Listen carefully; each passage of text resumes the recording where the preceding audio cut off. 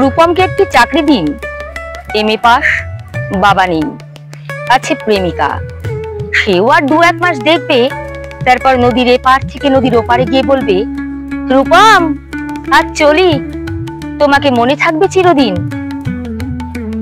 রূপমকে একটা চাকরি দিন, যে কোনো কাজ, পিয়নের কাজ হলেও চলবে।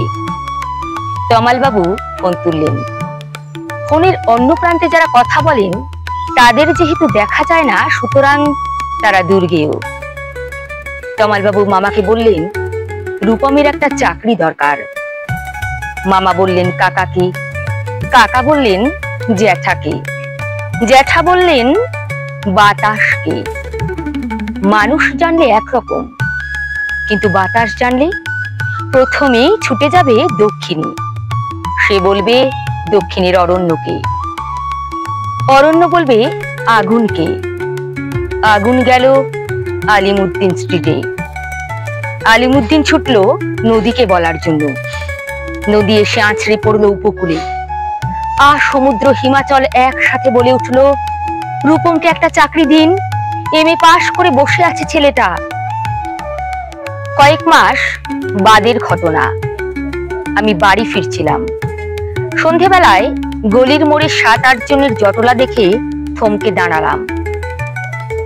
জল থেকে সদ্য তুলে আনা রূপমের ডেড বডি।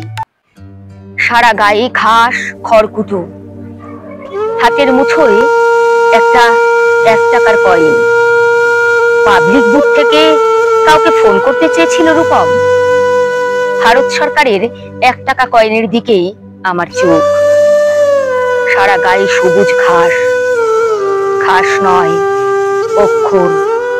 এমএ পাশ করতে একটা ছেলেকে যত অক্ষর পড়তে হয়, সেই সমস্ত ব্যর্থ অক্ষর ওর গায়ে লেগে আছে। একটা ছেলেকে আপনারা কেন এমএ পড়ান? কোন আল্লাদে 8খানা বিশ্ববিদ্যালয় বানিয়েছেন? তুলে নিন।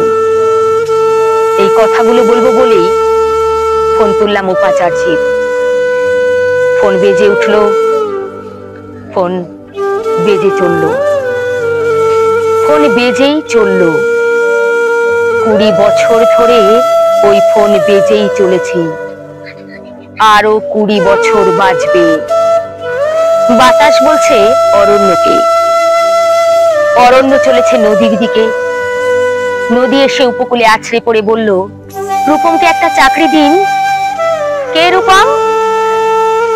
কে রূপম? রূপম আচার্য, বয়স 26, বাঁ দিকের গালে একটা কাটা দাগ আছে।